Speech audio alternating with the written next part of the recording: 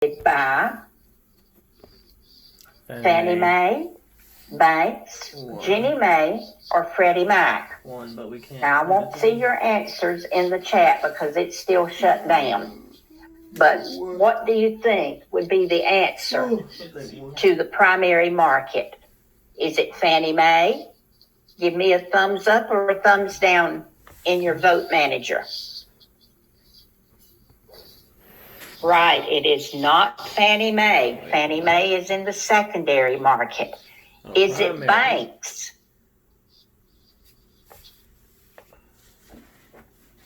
Absolutely, yes. Everybody put over the yes in that one.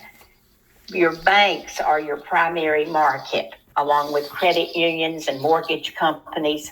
Anybody that makes mortgage loans is in that primary mortgage market. Okay. All right, let's talk about financing legislation. We're going to talk about the Truth in Lending Act. We're going to talk about the Fair Credit Reporting Act and the Equal Credit Opportunity Act.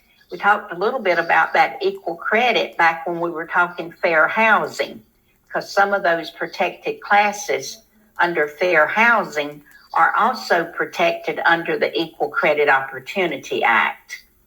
Okay. All righty, let's talk about Truth in Lending first.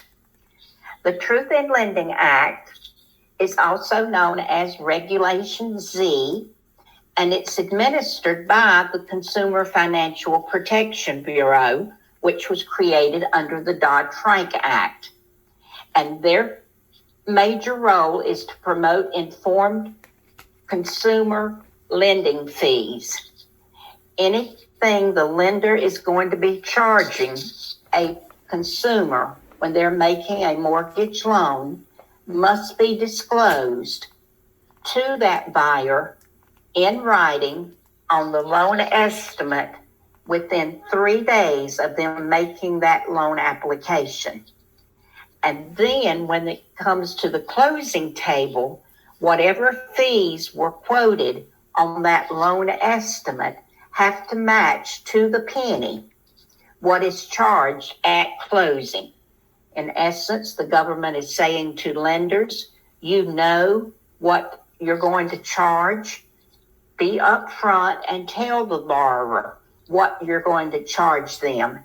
And then that loan estimate and their settlement disclosure match to the penny on lender fees. Okay. The Truth in Lending Act requires disclosure to a borrower of what their APR rate is going to be. The APR is generally higher than the interest rate. They've got to disclose what all their finance charges are going to be, total payback. They've got to disclose the number and amount of payments that will be made, and that's usually quoted in number of payments. Rather than years, it's actual months. Like a 20-year mortgage would be 240 payments. And then the amount financed has to be disclosed as well.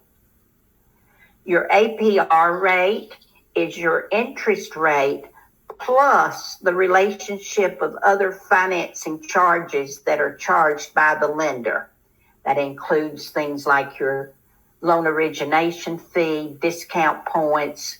That's added into your interest rate as a percentage of the loan to determine what your APR rate is going to be. And then your finance charges are all the monies that are spent in connection with that loan. Your origination fee, your discount points, service charges, everything that you pay in connection with that loan is going to be included in your finance charges. Okay. One of the first closings I ever had, or was supposed to have, was a young man, and his parents were giving him the down payment and closing costs to buy a home. He had been off to college and graduated, come back home, still living with Mama and Daddy, 2 years after graduation. So he was working, making pretty good money, and still living at home off of Mama and Daddy. And Mother called me and said, "You've got to help him find a house. It's time for him to be out on his own." So I helped him find a house. And this was in the 1980s, and the interest rate was almost 17% for a mortgage loan. And when we got to the closing table, the first thing the attorney showed him was his truth in lending statement. And on that truth in lending statement, it showed his APR rate, which was over 17%, his amount borrowed, $45,000, the number of payments, 360 payments. It was a 30-year mortgage. And I don't remember what his payment was, but whatever his payment was, it was there too. And then the total finance charges was the fourth thing. When he saw that final number, he said, "Would y'all excuse me? I need to go to the restroom." He never came back. I said to the attorney, "I believe you need to go check on him." Well, he was gone, out of the building, gone. I called his mother, told her what had happened, and she said, "He'll be home. I'll send him back." We waited for 2 hours for him to come back, and he didn't. That night he called me and he said, "Miss Carol, I hate that I ran out on you." He said, "But I can pay back $45,000. I can't pay back $300,000. I can't do that." So he did not close on that deal. He walked away, lost his earnest money and all the monies he had spent for for inspections. 6 months later, he came back and we found him a house, and he was okay. He understood then what was going on. I'm seeing in the chat box that I started on something that we had already gone over. I had in my notes monetary policy, but is that not right? We left off with types of policy, mortgage priority. Yeah, let's think we will. Was that before or after what we're doing right now? This is exactly what we did Friday? Mm-hmm. Okay. All righty. Then let me go ahead and see where we left off, because I had this as in my notes. Did we talk about types of loans? Mm-hmm. Yes, we did. Okay.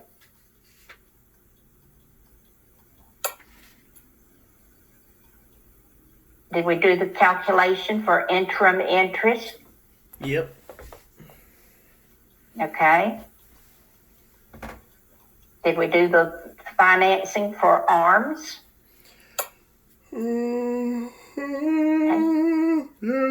Page 139 in your workbook. Well, y'all, I believe we're about up to the math.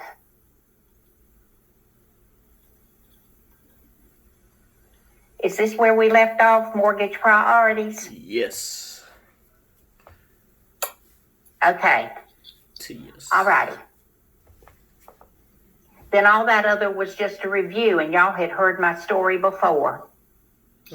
Sorry. Mark it up to senior. Oh, no, I had to go back. Okay, thanks for the review. You're welcome. You're welcome. All righty, let's talk about mortgages. What takes top priority over anything else when you are thinking about priority of liens?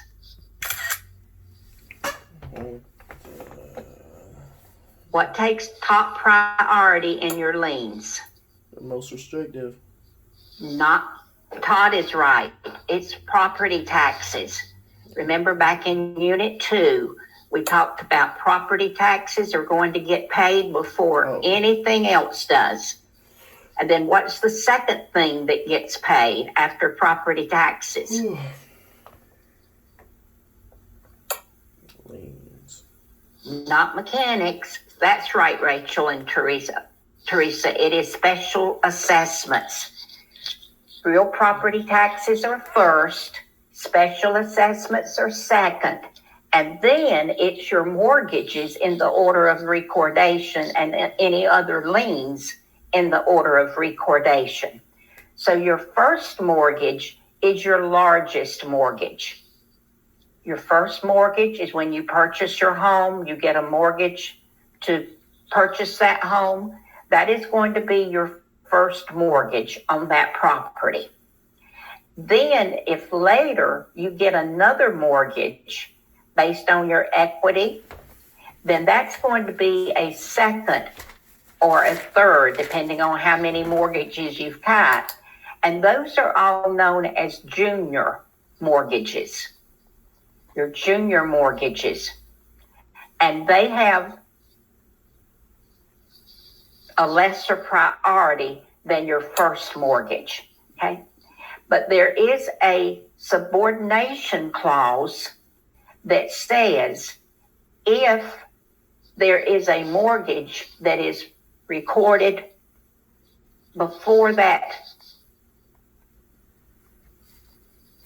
first mortgage, then the first mortgage gets to stay in first place.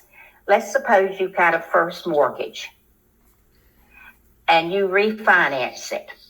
That refi is the same as paying it off and getting another mortgage. And if you had a junior mortgage that was not included in refinancing that first mortgage, then that first mortgage refi will be recorded after that junior mortgage. There's a subordination clause in the mortgage that says that first mortgage gets to stay in first place because that's going to be your largest mortgage. They want to be top dog. So that subordination clause is going to allow them to go back to the position they were in before it was refinanced. Christiana says, doesn't the mechanics lien have some mechanics lien?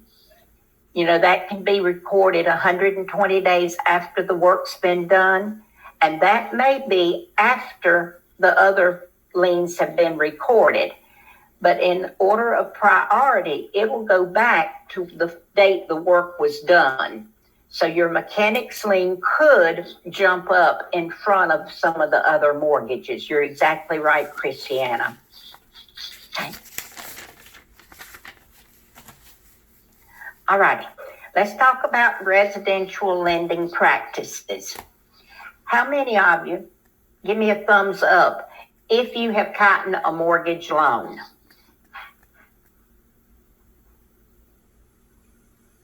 Or maybe give me a thumbs down if you have not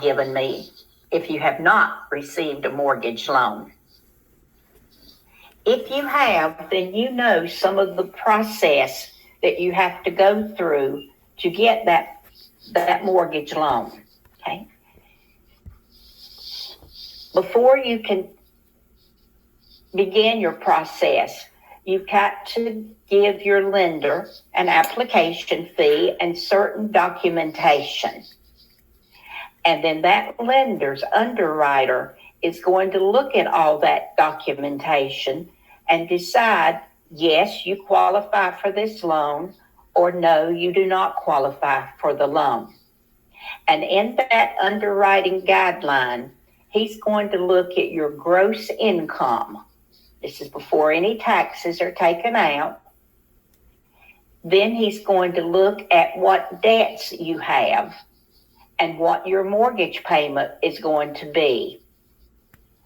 And he's going to use the qualifying ratios for a conventional loan, 28% for your housing debt and 36% for your housing plus your recurring debt. And we'll talk more about that and do some math in a little bit. Okay. After he looks at your gross income and your debts, then he's going to look at your credit report and see, do you pay your debts on time? How much debt do you have? Do you have any judgments or bankruptcy or foreclosures in your credit report history? And your FICO score. Your FICO score is determined by the number of credits you have, credit cards and payments and that sort of thing, and your frequency of paying those. And then they're going to look at your liquid assets.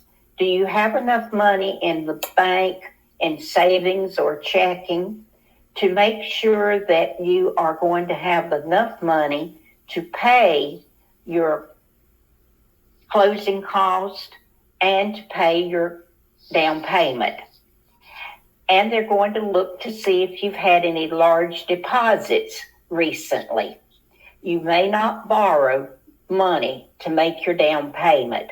So if you've got any large deposits made into your checking or savings in the last couple of months, they're going to want to know where that money came from so that they be sure that you're not borrowing that down payment. Okay.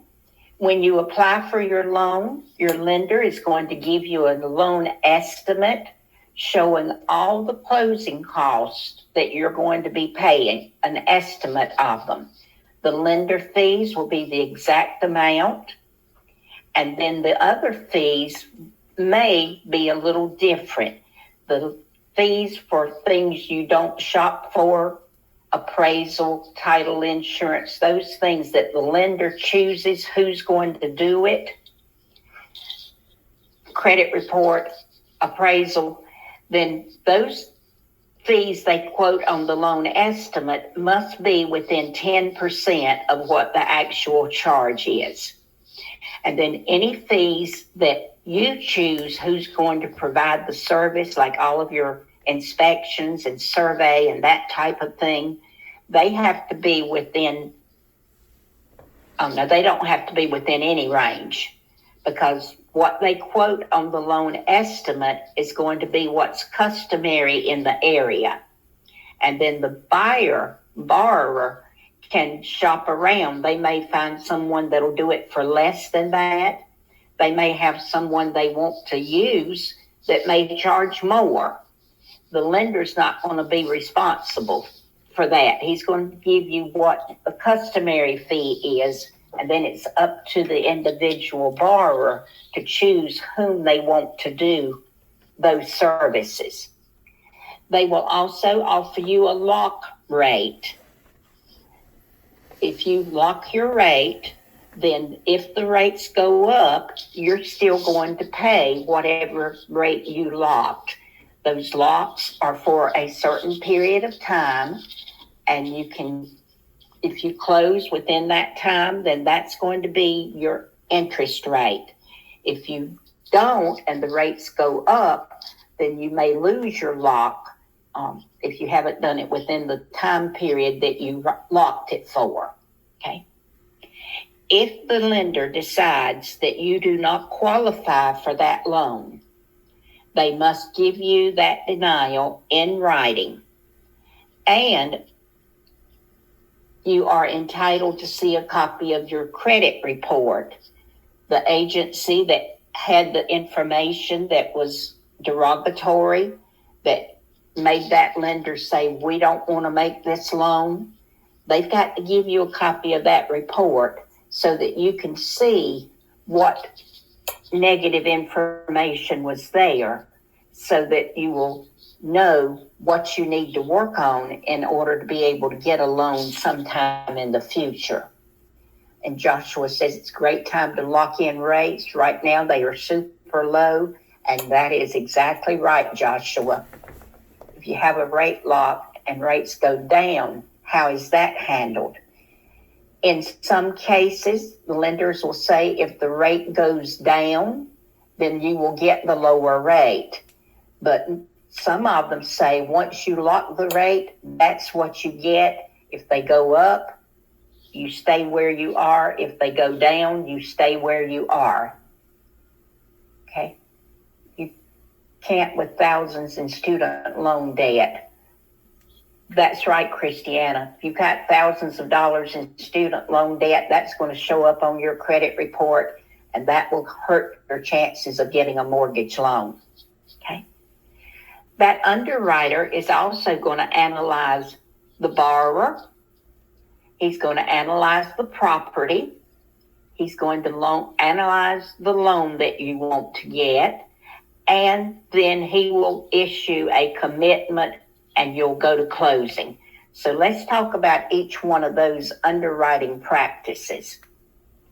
First is qualifying the buyer, borrower analysis. After he looks at those credit reports and looks at your credit score, then he's going to look at your assets to see if you've got enough money for your closing and your down payment. But then he's going to look at your job stability. How long have you been on that job? If you've been on that job a very short period of time, they may require that you be on it for 6 months before you can apply for a loan and get it. If you have changed professions, they look at that. Now, if you were a nurse, for example, working in a hospital, and you quit that job and went to work at McDonald's, they're going to question that. That doesn't look good on your job stability. But if you were a nurse working in a hospital and you left that hospital and went to work in a doctor's office, you're still a nurse, then that's not going to count against you as a job change because you stayed in the same profession. But if you change professions, then that could make you have to wait a while, be in that profession before you can get a loan. Donna says her daughter-in-law is 38 and just paid off her student loans last year. Yeah, student loans, that can be a problem. Yeah. But, we need student loans to go to colleges. In most cases, people don't have the money to pay up front and they need those loans. But they do take a while to get them paid back. Okay. The next thing they're going to look at is the type of income you have. Do you have a monthly salary? Do you have an hourly wage? How many hours a week do you work? Now, they don't usually count bonuses, and they do not count overtime because that's not guaranteed money.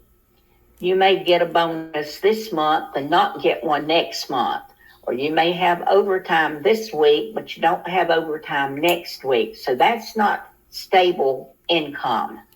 So they won't count that, but they will count what you make on hourly or salary. Okay. And they're going to want to see W-2 forms. They're going to want to see your latest pay stub. If you are self-employed, like a real estate agent, they're going to want to see the last 2 years of your income taxes to see what you made. You may say to your lender, here's my 1099, shows how much income I had. And that income on your 1099 may be $100,000. But when you're self-employed with the 1099, your expenses are deductible. So you can deduct all of your business expenses during the year from what you have made. And that's going to reduce your tax liability. And a lot of agents will put a lot of things into those expenses to get it down to where they don't have to pay a lot of taxes. Now, I don't advise doing that. Be honest. Keep receipts and report what you actually have. If you bring that net income down so low, then you may not be able to qualify for a loan. Yes, you got checks mounting to 100,000, but if you put in that you spent 50,000 on business expenses, then you only showing a net income of 50,000. That could be a problem when you start trying to get a loan. Okay, almost 50 and still paying on Warren still paying his student loans. Cody says your car, phone, and gas, those are business expenses. This class is a business expense. All your education, your annual renewal fee for your license, all those are business expenses that you can deduct from what you actually make as a real estate broker, independent contractor getting a 1099. Okay. The lender is going to pre-qualify buyers using the gross income, that's your income ratio, and your debt ratio. Your housing debt is your PITI payment, your PMI, private mortgage insurance, and your monthly homeowner association dues. That makes up your housing debt. And the total of those can be no more than 28% of your gross income. Okay. Then they're going to look at your other debts.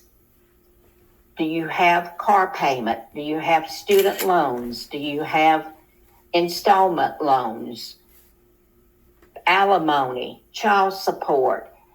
Anything that you pay the same amount every month is going to be a recurring debt. And when they add those recurring debts to what your housing debt is going to be, that total can be no more than 36% of your gross monthly income. Now, things like utilities, your gas, your groceries, those things are not recurring obligations because the amounts will change every month. You don't pay the same amount. Your recurring debts are debts that you do pay the same amount every month. Okay. Any questions about that? Okay. You must memorize these standard ratios for conventional loans because you will have math problems. They had taken this math calculation out of the exam, but as of July the 1st, they're back in the exam. So you will have to calculate how much debt a consumer can afford or how much income they need to cover the debt they have. So we're going to learn how to do those calculations today. Okay. Your lender will require that you qualify under both ratios, housing and recurring debt. Okay. Here's a chart showing you how these expenses break down. Your housing under a conventional loan, no more than 28% of your gross income. And that includes your principal, interest, taxes, and insurance payment, your PITI, your private mortgage insurance, PMI, and your monthly homeowner association dues if you are in a homeowner association. And then they're going to take the total of those three and add to that all of your recurring debts that you pay the same amount every month. And that can be no more than 36% of your gross monthly income.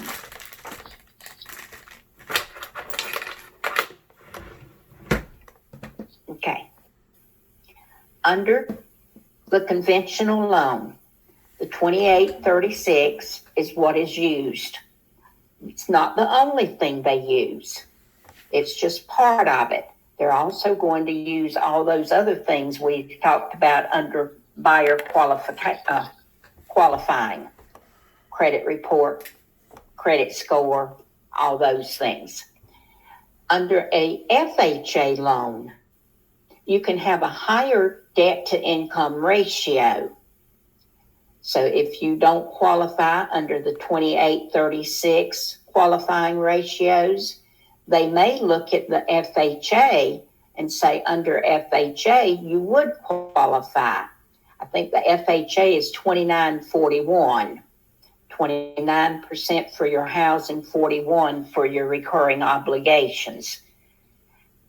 And if you are a veteran, the qualifying under the veterans, they don't use the ratios.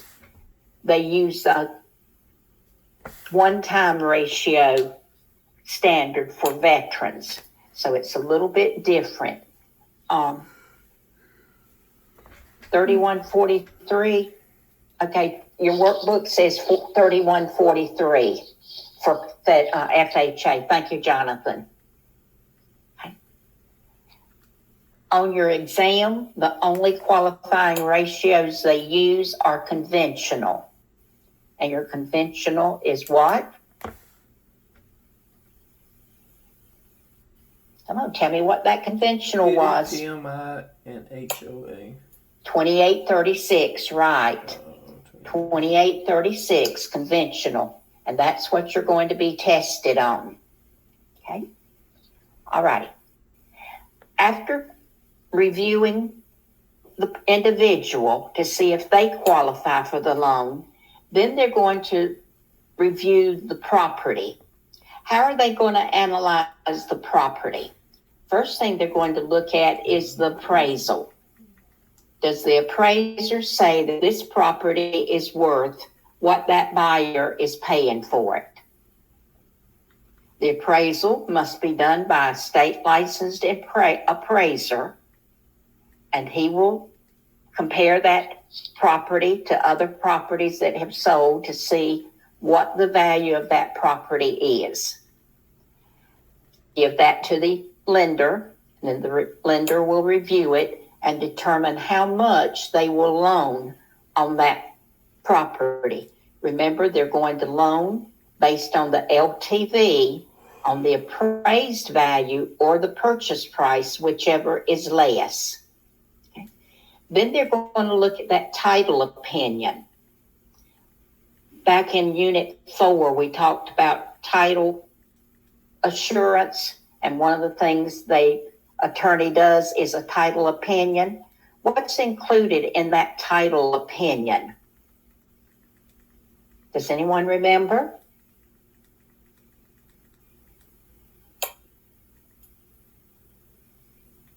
Well, the chain of title is part of the title search, but the chain of title is not in the opinion. The abstract is your complete history.